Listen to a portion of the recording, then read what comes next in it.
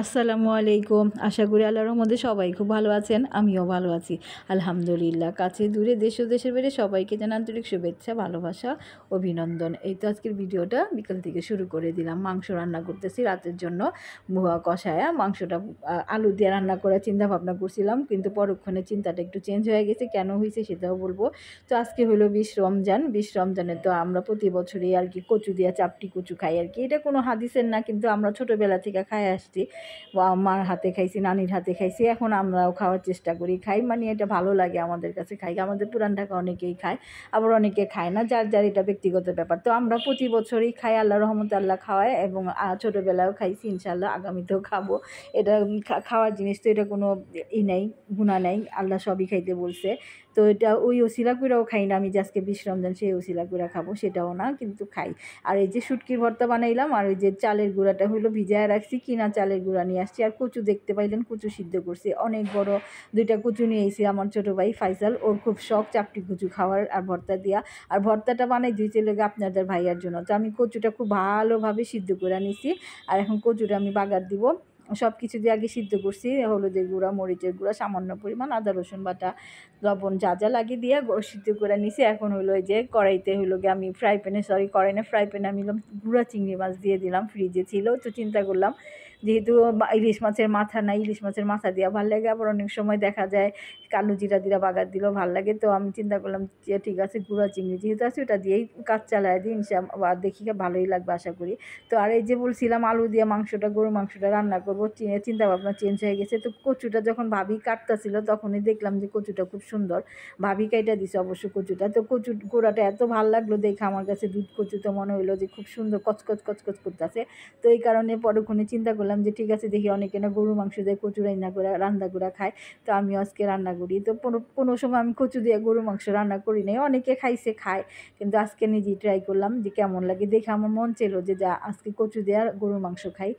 সবসময় তো ভুনা খাই না, তো আলু দিয়ে খাই, পেঁপে দিয়ে খাই, কচু দিয়ে কখনো খাই নাই, খায়া দেখি। তো আল্লাহর রহমতে খুবই মজা হয়েছিল আলহামদুলিল্লাহ। আমি চিন্তা ভাবনা করে ডরে ভয়ে অল্প অল্প দিছি যে আপনাদের ভাইয়া কি যদি না খায়, ছেলেরা যদি না খায়। তো আমার বড় ছেলে অবশ্য কচু খায়, ছোটোটা অবশ্য খায় না। আর আপনাদের ভাইয়া তো কি বলুন, মন চেলে খাইবো, নাই তো নাই। তো আলহামদুলিল্লাহ দেখলাম আপনাদের ভাইয়াও খুব পছন্দ করে খাইলো, বড় ছেলের তো পছন্দই, আমার কাছেও খুবই ভালো লাগছে। মাশাআল্লাহ, জিরা গুঁড়া দিয়ে রান্না করছিলাম, অনেক টেস্ট হয়েছিল আলহামদুলিল্লাহ। তো এই যে আমি এখন এই পেঁয়াজটা আর হইল গিয়ে ছোটো চিংড়িটার সাথে কতগুলি কাঁচামরিচ কাইটা দিয়ে ভালোভাবে ভাজা ভাজা করে কচুর মধ্যে ঢাইলা দিলাম। দেখতে পেলেন এখানে অনেকগুলো কচু হয়েছে আলহামদুলিল্লাহ। তো কচুটা খুবই মিষ্টি কচু ছিল, মানে ভাবছিলাম হয়তো গলা ধরবে, কিন্তু আসলে না, দুধ কচু তো। ফাইসাল কচুটা খুব ভালো আনছে, বাজার থেকে কিনে আনছিল। প্রতি বছর মহল্লা থেকে নিয়ে, এবার মহল্লাতে কচু বসেই নেই। তো এই তো আমি কচু দিয়ে গরু মাংসটা রান্না করে ফেলাইছি। কচুগুলি খুব সুন্দরভাবে গলছে, মাংসের সাথে কষায় আনিছি, একদম নারকেলের মতো সাদা ফকফক করতেছে, খাইতেও খুব মজা হয়েছিল আলহামদুলিল্লাহ। তো অনেকে খাইছে, যারা খাইছে তারা তো জানেনি, আর যারা না খাইছেন তারা অবশ্যই খায়া দেখবেন, ভালো লাগবে আশা করি। তো আমি এখন এই কচুটা অনেকক্ষণ ধরে হইলো গিয়ে চুলার উপর বসাইছি, প্রচুর পানি উঠে গেছে। ভাবি কি করলো, কচুটা কাইটা পানি ঝরা না দিয়া পাতিলা চুলার উপরে বসাইয়া দিছে। তো সাথে সাথে ধুইয়া চুলার উপরে দেওয়ার ফলে অনেকগুলি পানি ছাড়ছে, অনেক পানি ছাড়ছে। আর এই তো আমার কচু রান্না কমপ্লিট হয়ে গেছে। গরু মাংস দিয়ে কালারটা খুব সুন্দর হয়েছে, খুব সুন্দর আসছে, যেমন দেখতে ভালো লাগছে আলহামদুলিল্লাহ, খাইতেও খুব মজা ছিল। তো এই তো আমি জিরা ফাঁকি দিয়া দিছি। আর এখন হইলো ইফতারি প্রায় সময় হয়ে আসছে। তো টুম্পা হইলো সব কিছু কাটাকাটি করতেছে, কারণ চাপটি বানাইতে হইব। 2 চুলায় 2 জনে তাওয়া নিয়ে দাঁড়ায় যেমন চাপটি বানানোর জন্য। আর এই তো চালের গুঁড়া তো সকালেই ভিজায় রাখা হয়েছিল, সাথে একটু ময়দাও দিলাম যাতে একটু নরম হয়। আর আমি পেঁয়াজ, কাঁচামরিচ, ধনেপাতাটা হইলো গিয়ে আলাদা হাতে কসলায় নিতেছি, যাতে ভালোভাবে পেঁয়াজটা নরম হয়ে যায়, না তো চলা থাকবো। আর এই তো কচু লাস্ট ফিনিশিং হয়ে গেছে আমার কচু রান্না, নামায়া ফেলছি, অলরেডি চাপটি বানানো শুরু করে দিছি।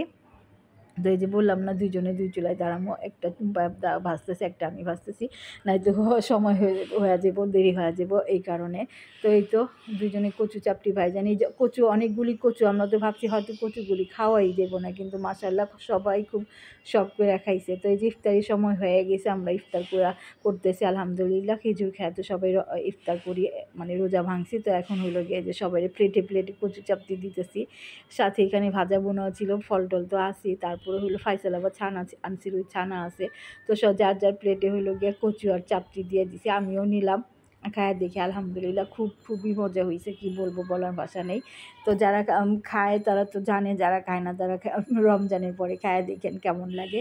তো এই যে প্রায় বেশিরভাগ কচু চাপটি শেষ হয়ে গেছে। তো আমি ভাবছিলাম হয়তো খাওয়া হবে না, মাশাআল্লাহ খাওয়া হয়েছে। আর এই যে ফারহাকে দেখেন, মাশাআল্লাহ হিজাব পুরা বসছে আমাদের সাথে ইফতারি করার জন্য। তো ও তো কচু চাপটি খায় না, কিন্তু তারপরে আমরা যা খাই ওর প্লেটে সব একটু দেই। তো ওই ছানা খাইতেছে, আর ওই খাওয়া শেষ হওয়ার সাথে সাথে যা নামাজ পড়তে বসা দেবো, মাশাআল্লাহ।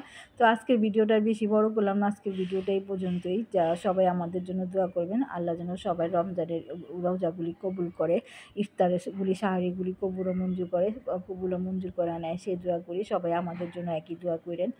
আজকের ভিডিও আর বেশি বড় করলাম না, সবাই একসাথে কচু চাপটি খাইতেছি।